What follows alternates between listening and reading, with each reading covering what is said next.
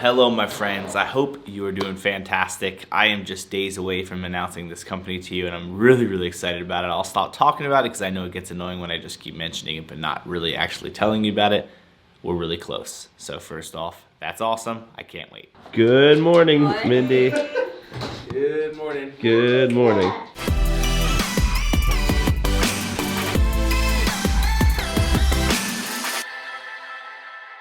One of the things that I think is so important when starting a new business, regardless what it is to start putting things in order for what'll happen when things take off in a much bigger manner. I don't think any of us start a new business or start a new venture without hoping that it succeeds, but I think it's easy sometimes when we start something to not necessarily put things in order from the beginning so that things can continue to progress. And when more things come about and more employees come about, there's systems in place to be able to do things efficiently. So for the last 3 to 6 months, I've really been spending a lot of time trying to figure out how we can continue to make systems more organized and more efficient. And then one of the biggest things about bringing Mindy on board is Mindy is excellent with that kind of stuff. She's really good at organization, project management, all that kind of stuff. And that's a huge skill set of hers, something I really wanted to leverage. So we've been working a ton because we now will have 2 different companies, one for weddings and one for commercial side. It's important to have overall systems for both of them so that when employees come in, they know how we communicate, how we keep track of projects, how we keep track of who's supposed to be doing what, all those pieces. And when I first started my business, I was a pretty organized person in the first place, so it was easy for me to feel like I didn't necessarily need to do all those things. But looking back now, I cannot imagine how I actually did anything without systems in place like they are now. But I think it's a mistake that I see happen a lot with creatives and new people, new businesses in general.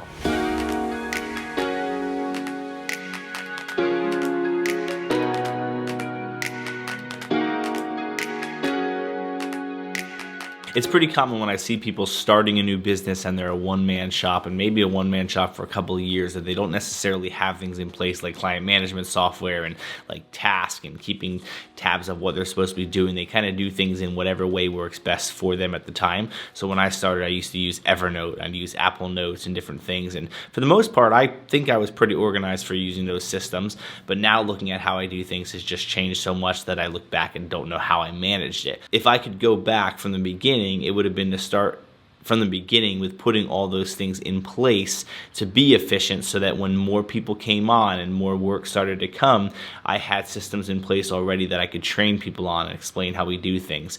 And so I've really made it a big, huge point over the last 3 to 6 months especially of starting to really put things in place from all aspects. How do we communicate with each other? How do we keep track of who's supposed to be doing what? How do we send clients videos that they're supposed to see? How do we go about just keeping all those things in order? It's so much easier when I bring a new person on board to be able to say, here's what we use, download these 2 apps, these 3 apps, these systems, here's where you go to check what you have to do, here's how you check that it's complete, here's how you keep track of time management of what you're working on, here's how we keep track of what you're doing so we can bill accordingly, all those things. It's really easy to train people on systems when the systems are in place. But a huge mistake I see is that people wait too long to put those things into place, and then by the time they put them in, it's even crazier because you're trying to put all your backlog stuff in and then trying to set up new systems and learn systems and train people on systems.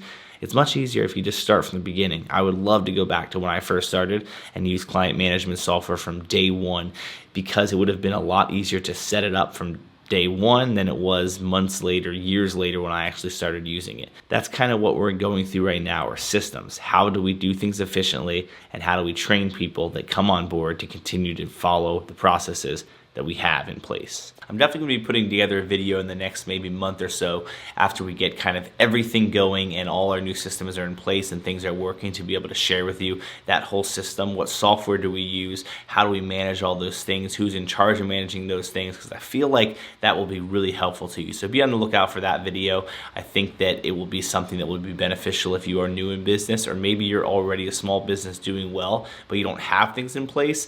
I've been learning a lot with how important all those pieces are, and I definitely want to bring those to you and share those with you. So be on the lookout. Those are coming soon. What do we got here?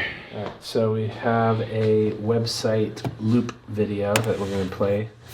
There's no audio, so we're building a little web loop that'll play on the new company's website that'll play kind of behind the back of the homepage. Yeah, we're working on it. All right, Mindy, how's your new office setup over there? Really good. Yeah. It'll be better once I get this monitor set up. Yeah. Yeah. That's my old one right there. This area is going to remain the same. Drobo setup over here, Pablo. We're going to get a different desk for Mindy over here, but this will be a different workstation. And then this is my station over here. And moving right along.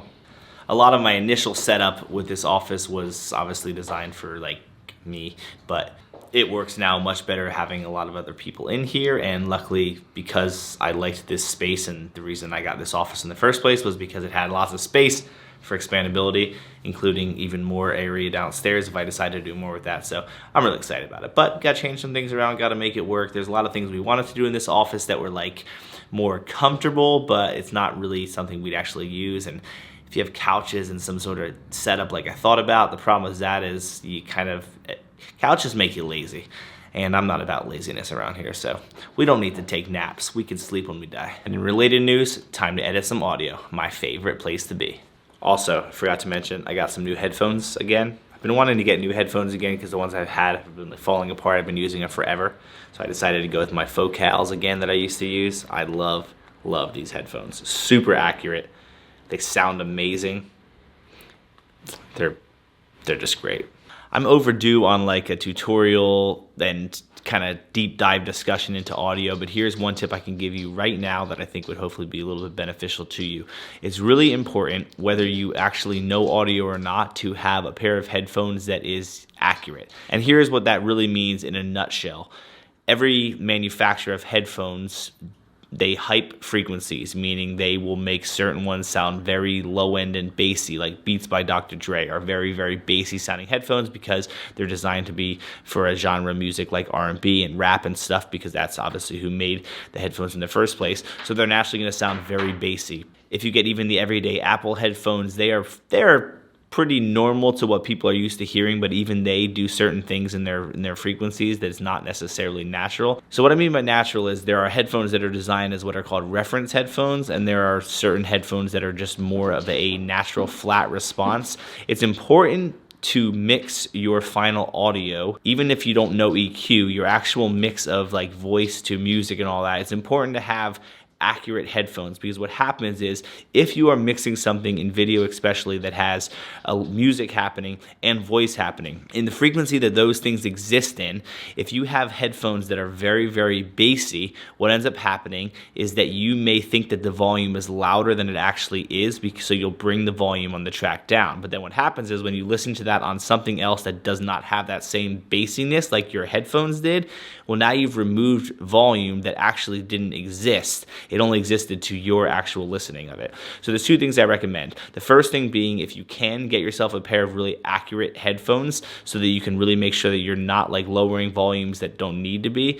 And then more importantly, this is going to be more common for the everyday person, is when you export all your things, when you mix things, however, watch it on a bunch of different devices. We always watch like the final films that we deliver, final products we deliver, usually on iPads, phones, and actual speakers on the computer. Because you got to keep in mind, even with me being obsessed with audio and having expensive headphones, I know that 95% of people don't listen to it on high fidelity or high quality speakers at all. So it needs to sound really good on iPads, on iPhones, and computers, because that's where most people actually listen to it. If you're mixing music, you know that a lot of people will listen in their cars. So you know that you can, use those as reference as well. It's just important to listen to things in a bunch of different spots, because you have to understand that the headphones you're listening in are not necessarily accurate to what everybody will be listening to. So try to balance that. And if you don't know audio at all, just start with the basics of listening to it on a bunch of different devices and start to learn maybe the headphones you're using might be a lot bassier than you think, or not as bass as you think. You don't want to just remove stuff and lower volumes because your headphones are telling you to do it. That probably seemed really confusing. Overall, really productive day. We're going to end it with a quick little podcast recording. So if you don't know already, I've talked about this before, but I have a podcast I would love for you to listen. I kind of use it for a lot of different things, but today we're going to dive in a little bit more of our thoughts on this quality versus quantity thing that I posted yesterday on YouTube. So I would love for you to check it out. The link's in the description. You can listen to it anywhere that you listen to podcasts, iTunes, Spotify, Google Play, all those places. So check it out.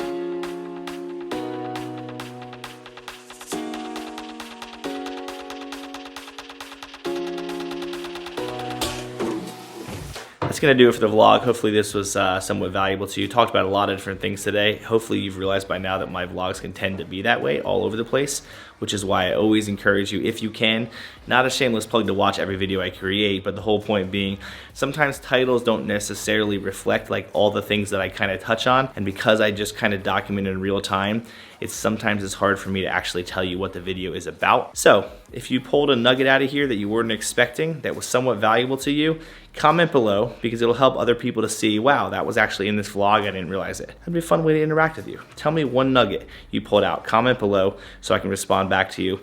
And thanks for watching. Really appreciate you.